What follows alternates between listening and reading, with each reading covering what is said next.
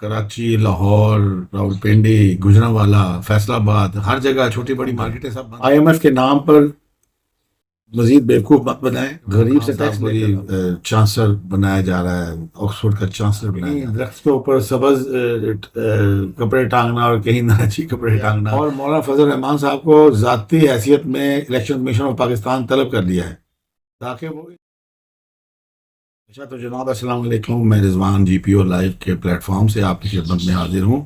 آپ سے گزارش ہے کہ ہمارے چینل کو سبسکرائب کریں اور بیل آئیکن کو ہٹ کر دیں تاکہ آپ کو ہمارے ولاگ کی انفارمیشن بر وقت پہنچ جائے، اور آپ سے مزید گزارش ہے کہ ہمارے چینل کو اپنے عزیز و اقارب اور کمیونٹی میں شیئر کریں، آپ کے جو واٹس ایپ گروپس ہیں ان میں بھی اس کے لنک کو شیئر کریں۔ آپ کا بہت شکریہ۔ اب چلتے ہیں ولاگ کی جانب۔ اچھا جناب، آج بات کرتے ہیں، آج چونکہ ملک کی ہڑتال اناؤنس تھی تو اس میں ایسا ہوا کہ بڑی ماشاءاللہ سے کامیاب ہڑتال گئی ہے جی۔ تو کراچی، لاہور، راولپنڈی، گجرانوالا، فیصل آباد، ہر جگہ چھوٹی بڑی مارکیٹیں سب بند تھی۔ کراچی میں جو آپ کے ہے آباد، جوڑیا بازار، زینب مارکیٹ، طارق روڈ اور میڈیسن مارکیٹ سب کو تالے۔ لاہور میں اردو بازار، اکبری منڈی، شاہ عالم اور اعظم مارکیٹ لاہور میں سب بند تھے۔ کوئٹہ میں بھی چھوٹے بڑے سب کاروباری مراکز بند رہے جی، اور پشاور میں مکمل ہڑتال رہی۔ راولپنڈی میں بھی چھوٹے بڑے مراکز بند رہے، راولپنڈی، اسلام آباد میں جنرلی ایک کامیاب ہڑتال گئی اور سیاسی جماعتوں کی سپورٹ حاصل رہی۔ بلکہ سکھر میں تاجروں کا گھنٹہ گھر کے چوک کے باہر مظاہرہ، فیصل آباد میں کچھ تاجر تنظیموں نے دکانیں کھلوانے کی کوشش کی تو اس میں تلخی ہوئی، جھگڑا ہو گیا۔ صدر انجمن تاجران آل پاکستان اجمل بلوچ جو ہیں انہوں نے کہا ہے جی کہ کامیاب ہڑتال حکومت پر عدم اعتماد کا اظہار ہے۔ انہوں نے کہا جی کہ تاجروں کے مطالبات منظور نہ ہونے پر ہڑتال کو مزید ایکسٹینڈ کیا جا سکتا ہے، اس کا دورانیہ بڑھایا جا سکتا ہے۔ انہوں نے کہا معیشت دانوں نے الٹے مشورے دے کر ملک تباہ کر دیا۔ وزیر اعظم جو ہیں وہ کچھ عوام پر رحم کریں اور اپنے اخراجات کم کریں۔ آئی ایم ایف کے نام پر مزید بیوقوف مت بنائیں، غریب سے ٹیکس لے کر امیر عیاشی کر رہا ہے۔ کراچی کے تاجر بولے جی تاجر دشمن اسکیم جو ہے قبول نہیں، ہمارے پاس سب آپشنز موجود ہیں، مشاورت کے بعد آئندہ کا لائحہ عمل طے کیا جائے گا۔ جماعت اسلامی کے حافظ نعیم صاحب جو ہیں انہوں نے کہا جی کہ پولیس نے تاجروں میں تقسیم ڈالنے کی کوشش کی اور دکانیں کھلوانے کی کوشش کی جو کہ تاجروں نے ناکام بنا دی۔ انہوں نے کہا کہ معاہدے کی پاسداری حکومت کا کام ہے، تعاقب کر رہے ہیں۔ انہوں نے کہا آئندہ آنے والے دنوں میں ہم حکومت پر دباؤ بڑھائیں گے، حکومت کو ہر صورت بجلی کے ریٹس کم کرنے پڑیں گے۔ اب دیکھتے ہیں جی حکومت اس بارے میں کیا ایکشن لیتی ہے، کوئی تاجروں کو کوئی ریلیف وغیرہ دیتے ہیں کہ نہیں دیتے۔ یہ تاجر ہڑتال پہ کیوں گئے ہیں؟ اصل میں جب بجٹ اناؤنس ہوا تھا تو اس وقت حکومت نے تاجروں کے لیے ٹیکس کی اسکیم کا اعلان کیا تھا، تو انہوں نے کہا تھا جی کہ اس کے بارے میں کچھ تاجروں کو اعتماد میں لے کر کیا تھا، تو انہوں نے کہا جی اس کے بارے میں تفصیلات بعد میں جاری کی جائیں گی۔ تو حکومت نے کیا کیا؟ حکومت نے پہلے تو سب سے یہ کیا کہ انہوں نے کہا جی ہر بندہ جو بھی کاروبار کر رہا ہے، چاہے وہ ریڈی بہان ہے، کوئی کریانے کی دکان ہے، کوئی کچھ بھی ہے، چھوٹا ہے بڑا ہے، وہ 100 روپیہ مہینہ دے کے رجسٹر ہو جائے۔ تو جب یہ انہوں نے یہ لانچ کیا تو ہر دور میں معاملات ہوتے ہیں ایسے، کوئی ایک مافیا ضرور ایکٹیویٹ ہوتا ہے بیچ میں۔ انہوں نے کہا جی مسئلہ کیوں نہیں، آپ یہ 100 روپیہ لے کے کیا جمع کریں گے، ہم آپ کو اربوں روپیہ جمع کر کے دے دیتے ہیں۔ وہی جو تھے ایک صاحب گورنمنٹ کی طرف سے آج کل نئی میر ہے، انہوں نے کہا جی چھوڑیں آپ، میں آپ کو ٹیکس جمع کر کے بتاتا ہوں کہ آپ کو ٹیکس یہ 100 روپے سے کیا جمع کرنا ہے اپنے ٹیکس۔ اس میں ایسا ہے کہ عام طور پہ یہ سوچ پائی جاتی ہے عام پبلک میں بھی، اور خاص کر نوکری پیشہ افراد ہیں ان میں یہ عام سوچ پائی جاتی ہے کہ ٹریڈر جو ہے وہ ٹیکس نہیں دیتا، کاروباری لوگ ٹیکس دینا پسند نہیں کرتے۔ وہ کہتے ہیں جی کہ آپ ایٹ سورس لگا لیں، آپ ہول سیلر پہ لگا لیں، آپ جہاں پروڈکشن ہو رہی ہے وہاں لگا لیں، جہاں مطلب زیادہ لگا لیں، مگر ہمیں نہ کتابیں کھولنے کا لگے۔ اصل میں اس حوالے سے میری سوچ تھوڑی ڈفرینٹ ہے، کہ میں خود بھی ایک کاروباری ہوں، تو کاروباری بندہ ٹیکس ضرور دیتا ہے، یہ نہیں کہ نہیں دیتا، مگر وہ ٹیکس دینا چاہتا ہے جو اس کے اوپر بنتا ہے، جو ٹیکس اس کے اوپر نہیں بنتا وہ نہیں دینا چاہتا۔ ٹھیک ہے، اب میں آپ کو چھوٹی سی مثال دیتا ہوں جو میں آج تک ٹیکس کے معاملات کو سمجھ سکوں۔ ہم چونکہ میرا تعلق ہے راول پنڈی سے، ادھر ہماری جو ہول سیل کی مارکیٹس ہیں جس میں نارنکاری بازار ہے، منڈیاں ہیں، گنج منڈی، گندم منڈی، اس کے بعد شو مارکیٹ ہے، راجہ بازار، یہ فروٹ منڈی، یہ وہ جگہ ہیں جہاں بزنس ہوتے ہیں، ہیوی بزنس ہوتے ہیں. اچھا، اب اس میں مسئلہ یہ ہے کہ میں آپ کو کوئی مثال دیتا ہوں. ایک بندہ ہے جو چاول کا کاروبار کر رہا ہے. وہ کیا کرتا ہے کہ وہ اگر چاول کی بوری جو ہے وہ 50 کلو کی ہوتی ہے، اور اگر آپ اس کو 50 کلو کو ضرب دے دیں، آج کل جو نارمل ریٹ ہے 300 روپے، 50 روپے، 315 ہزار روپے کی بوری، ٹھیک ہے. وہ اس نے کاروبار کی نوعیت ایسی ہے وہ کہ اگر وہ مثال کے طور پہ 15 ہزار کی بوری ہے نا، وہ ممکن ہے اس کو 100 روپے بوری کی پروفٹ کے پیچھے کما کے تو بیچ ڈالے، یا 200 روپے بوری کے پیچھے بھی بیچ ڈالا. 500 روپے بوری بہت بڑا پروفٹ ہوتا ہے ہول سیل مارکیٹ میں، ٹھیک ہے. تو اصل میں چکر یہ ہے کہ جہاں تک میں پہنچ سکا ہوں کہ ہمارے جو ارباب اختیار FBR والے جو ہیں وہ اس چیز کو تسلیم نہیں کرتے. وہ کہتے ہیں 15 ہزار روپے کی بوری یا 20 ہزار کی جو بوری ہے اس پہ آپ 100 روپے ٹیکس نہیں، 100 روپے نہیں کما سکتے. مگر ان کو اندرونی حالات کا نہیں پتا ہوتا. وہ تو گنتے ہیں اس کی سیل. اگر اس نے 15 ہزار کی بوری ہے اور اس نے وہ 1000 بوری بیچی، یعنی کہ یہ 1,50,00,000 روپے کی اس نے بوریاں بیچی، تو اس نے تو سے کمایا، آپ لگا لیں 1000، اگر 1000 بوری بیچی تو کتنا کمایا.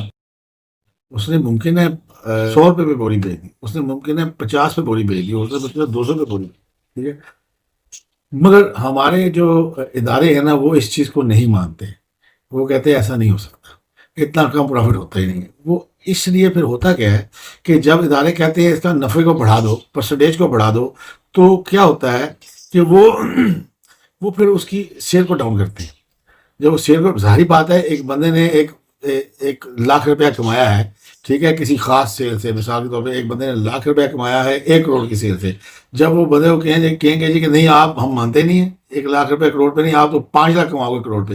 تو پھر کیا ہوگا کہ وہ 1 کروڑ پہ کو وہ ڈاؤن کر کے 20 لاکھ پہ لائے گا آٹومیٹکلی، پھر ہی 5 لاکھ دکھائے گا نا. تو ایکچولی ایسا مسائل ہیں.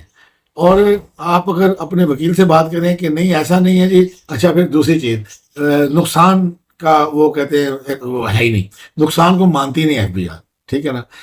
تو وہ کیا ہے جی کہ اگر میں 50 لاکھ کی پرچیز ہے میری، اور 50 لاکھ کی پرچیز پہ میں ایک دے رہا ہوں، میں اگلے سال میری 50 کی جگہ کروڑ ہو گئی تو انہوں نے مان لینا ہے. اگر وہ کروڑ کی جگہ 80 ہو گئی تو وہ نہیں مانیں گے، وہ کہتے ہیں نقصان تو ہو ہی نہیں سکتا، ٹھیک ہے. تو حالانکہ ان کے پاس بھی یہ ثبوت ہوگا، آج کل تو ایڈوانس ٹیکس کا نظام انہوں نے کر دیا، ان کے پاس بھی ثبوت ہوگا کہ جی یہ جو ٹیکس ہے یہ اس بندے نے پرچیز کی ہے، مگر مانیں گے پھر بھی نہیں. پھر کیا کریں گے، وہ آپ کو کھینچ لیں گے کہ جی ڈیٹیلز لے آؤ، جی یہ کرو وہ کرو. اصل دکاندار جو ہے نا وہ ڈیٹیلز لا کے ان کے آگے پیش ہونے سے ڈرتا ہے، اور کوئی مسئلہ نہیں ہے. دکاندار کو ٹیکس دینا پرابلم نہیں ہے. اگر جائز مناسب ٹیکس آپ لیں گے تو دکاندار ضرور دے گا، اگر جائز ٹیکس نہیں لیں گے تو پھر دکاندار اسی طرح ہڑتالیں کرے گا اور وہ کامیاب ہوتی رہیں گی. میں یہ سمجھتا ہوں. ممکن ہے میرے سے اختلاف ہو کسی کا، بار اگر آپ کا ہے تو اس پہ سوال جواب ہو سکتا ہے، مگر میری سمجھ یہ کہہ رہی ہے. کیونکہ میں نے ایک مرتبہ اپنے میرے ایک بھائی ہے، کزن ہے، ان سے بات ہوئی. وہ کہتے دکاندار ٹیکس نہیں دیتا، دکاندار ٹیکس نہیں دیتا، ایسے ڈسکشن چل رہی تھی. تو میں نے کہا مثال کے طور پہ آپ کی تنخواہ کتنی ہے ایسے، اس نے کہا جی 1,00,000 روپیہ تنخواہ. میں کہا جی کہ اگر FBR والے آپ کو کہیں کہ نہیں جی آپ کی تنخواہ تو 1,50,000 روپے ہے، اور آپ تو اندر کھانے 50,000 روپیہ لیتے ہو کمپنی سے، کمپنی بھی چھپا رہی ہے، آپ بھی چھپا رہے ہو، پھر کیا کرو گے؟ ایسا ہے ہی نہیں. میں کہ اگر کہے میں تو نہیں مانوں گا. میں کہ بس یہی چکر ہے. جب ایک بندہ کماتا 100 روپیہ ہے اور آپ کہیں وہ تم 1,000 کما رہے ہو، تو پھر وہ اس میں 2 نمبری کرے گا. آپ جائز طریقے سے لو نا اسے، اس کو آپ آسان سا طریقہ ہے، آپ بھیج دو بندے 3 اس کی دکان پہ، وہ بیٹھ جائیں پورا دن اس کی سیل دیکھیں، اس میں مارجن دیکھیں، صرف سیل مت دیکھیں. سیل وہ کروڑ پہ کی کرتا ہے، مارجن وہ 1% کما رہا ہے تو 1% گنے نا جی، اس کو 5% مت گنے. تو اس کے بعد پھر اس کا ایک سسٹم بنائے اور اس کو کہیں ٹھیک ہے جی ہم ٹیکس لگاتے ہیں. ایسے آپ کریں گے جائز طریقے سے، میرا خیال پھر کوئی نہیں کرے گا. انکار کوئی نہیں کرتا، کاروباری بندے انکار نہیں کرتے ٹیکس دینے کا، مگر کاروبار ٹیکس وہ جو جائز بنتا ہے ان کا. اچھا جناب، ذرا بات کرتے ہیں عمران خان صاحب کی. عمران خان صاحب کے جو سپورٹرز ہیں وہ پچھلے کچھ دنوں سے کافی شور مچا رہے تھے کہ جی عمران خان صاحب کو آکسفورڈ کا چانسلر بنا دیا جائے گا، اور آکسفورڈ کا چانسلر اگر بن جائے تو پھر مطلب ظاہری بات ہے، پھر وہ اس میں پیچھے چھپی ہوئی سوچ یہ ہے کہ بھائی آکسفورڈ کا جب چانسلر ہوگا تو پھر کیسے اس کو اندر رکھ سکیں گے، پھر یہ ایک انٹرنیشنل سا ایک معاملہ بن جائے گا جی کہ آکسفورڈ کا چانسلر ہے اور جیل میں بند ہے، تو پھر ان کو چھوڑنا ہی پڑے گا۔ مطلب جو پی ٹی آئی کے جو دوست احباب ہیں وہ اس چیز کو اس طرح سے دیکھ رہے تھے۔ تو اس سلسلے میں یہ پچھلے کچھ دنوں سے یہ کافی خبر کہ جی عمران خان صاحب کو جی چانسلر بنایا جا رہا ہے، آکسفورڈ کا چانسلر بنایا جا رہا ہے۔ اس حوالے سے کوئی ایک آن لائن پیٹیشن بھی سائن کر کے کچھ لوگوں نے ڈالی، تو اس کا کام ہو گیا گڑبڑ۔ وہ جب وہ پٹیشن ڈالی تو اب پبلک تو ہماری یوتھیا یعنی کہ پبلک جو ہے دنیا کی یوتھیا جو ہیں وہ صرف پاکستان میں پائے جاتے ہیں، یہ آپ ایک بات ذہن میں رکھیں، یا پاکستان میں پائے جاتے ہیں یا پاکستان سے جا کر باہر یوتھیا بنے ہوتے ہیں، دنیا یوتھیا نہیں ہے، نہ ہی وہ دنیا ممکن ہے عمران خان کے ساتھ ویسے بہت اچھی ان کی کوئی سپورٹ ہوگی، مگر ہوا یہ کہ وہ پٹیشن جب گئی تو لوگوں نے تو پھر کچا چٹا کھول دیا عمران خان صاحب کا۔ اب عمران خان صاحب کی جو زندگی ہے وہ تو ایک بہت ڈفرینٹ قسم کی زندگی، اگر آپ کبھی اس کی ہسٹری پڑھیں گے تو آپ کو سمجھ آ جائے گی۔ وہ تو ساری زندگی ایک کیا اسے کہتے ہیں کرکٹر تھا، اس کے بعد پھر اس نے زندگی تھا خوبصورت، آکسفورڈ میں پڑھتا تھا، تو وہ ادھر ایک پلے بوائے کی زندگی گزاری ہے اس نے۔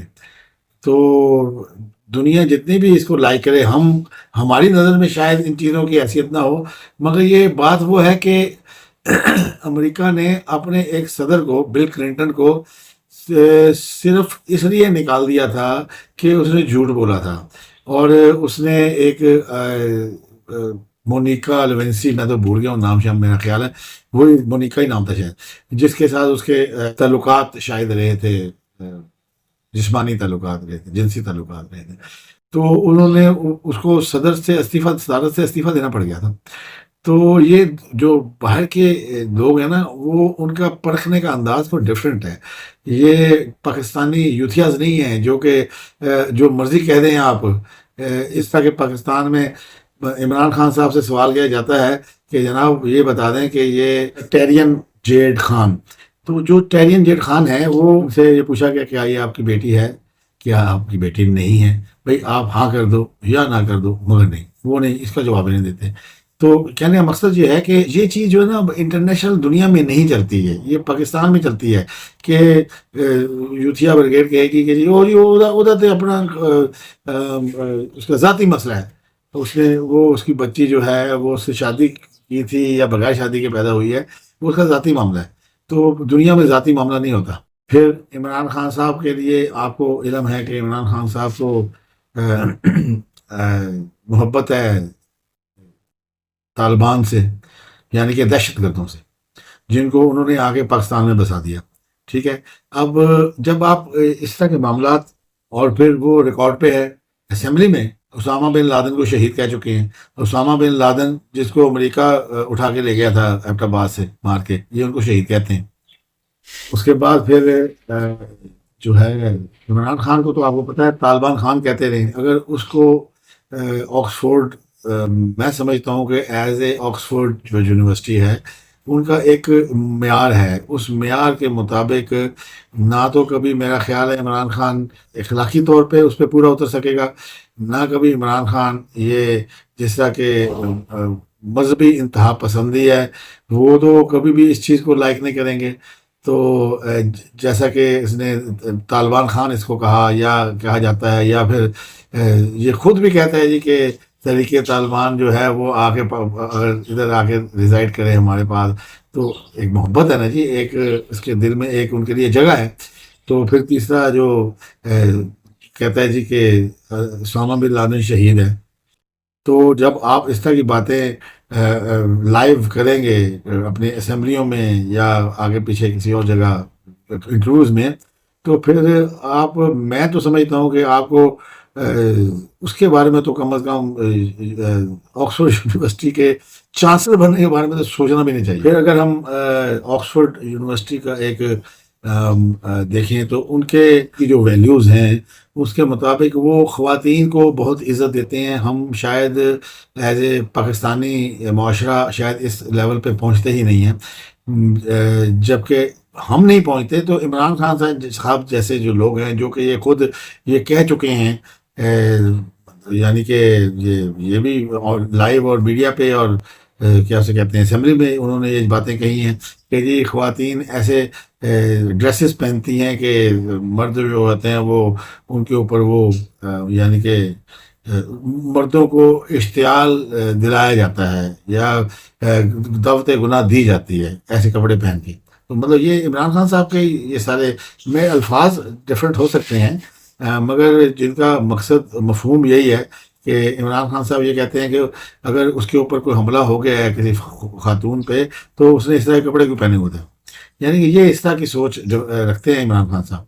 اب جس طرح کے جو آپ کی آکسفورڈ یونیورسٹی ہے اس کی ان کی اگر ویلیوز کو دیکھا جائے کہ وہ عقل سمجھ اور منطق کے ذریعے کسی معاملات کو طے کرتے ہیں یا یعنی کہ اس کو کسی دوسرے کو اگر قائل کرتے ہیں تو عمران صاحب اس میں جس چیز کے قائل نظر آتے ہیں اس میں جنات موجود ہیں, اس میں جادو موجود ہے, اس میں پیری مریدی موجود ہے, اس میں موکلان موجود ہیں, اس کے اندر استخارے موجود ہیں, اس کے بعد پھر درگاہوں پہ جا کے سجدے کرنا, کہیں درخت کے اوپر سبز کپڑے ٹانگنا اور کہیں ناچی کپڑے ٹانگنا, کسی جگہ پہ مرغیوں کو جلانا, ان کی سیریوں کو جلانا. وہ تو خان صاحب تو آج کل اس طرح کے معاملات میں زیادہ ہیں.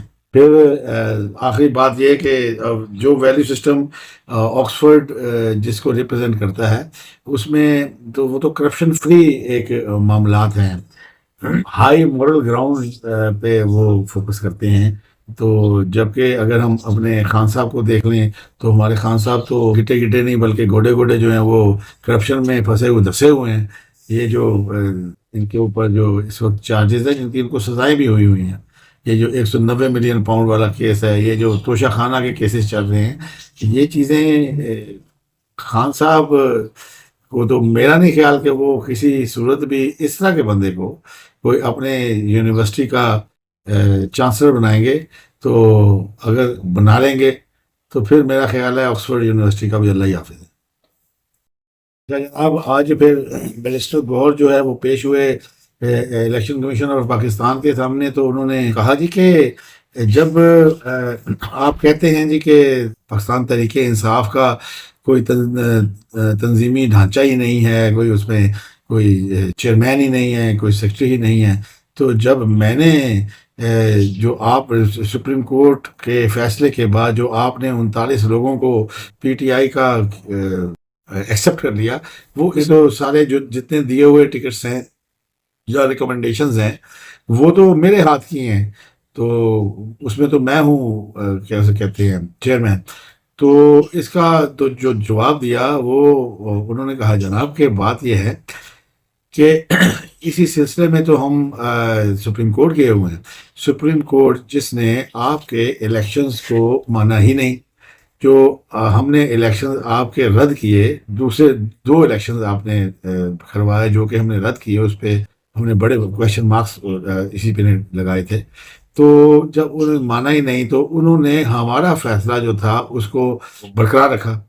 تو جب انہوں نے ہمارا فیصلہ برقرار رکھا تو پھر اس کا مطلب ہے کہ جو ہم نے وہ لگائی اس پہ کہ جی آپ تنظیمی ڈھانچہ نہیں ہے, اس کا مطلب بالکل صحیح ہے. ہم نے جب الیکشن نہیں مانے آپ کے تو پھر آپ کا تنظیمی ڈھانچہ کیسے ہو سکتا ہے؟ تو یہی تو سوال ہے جو ہم لے کے گئے ہوئے ہیں. باقی رہ گئی بات ان 39 لوگوں کو ہم نے پی ٹی آئی کے لوگ کیوں ایکسیپٹ کر لیا, وہ اس لیے اس میں یہ نہیں ہے کہ بیرسٹر گوہر صاحب نے کہا ہے تو ہم نے کر لیا, نہیں. وہ ایکچولی سپریم کورٹ نے یہ فیصلہ دیا ہے کہ کسی بھی کاغذ پہ پی ٹی آئی لکھا بھی ہوا ہے تو وہ بھی وہ بندہ پی ٹی آئی کا، تو اس لیے ہم نے اس کو کیا ہے. اس حوالے سے بھی ہم عدالت میں اس کے بھی ریویو میں جائیں گے.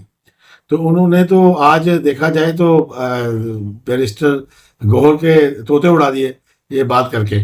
سپریم کورٹ میں انہوں نے کہا جی ہم سپریم کورٹ میں اسی سلسلے میں گئے ہیں کہ جب ایک پارٹی کا صدر ہی نہیں ہے، کوئی تنظیمی ڈھانچہ نہیں ہے، کوئی سیاسی ڈھانچہ نہیں ہے، تو پھر یہ 39 لوگ جو آپ نے دے دیے اس کو وہ کس طرح جا سکتے ہیں؟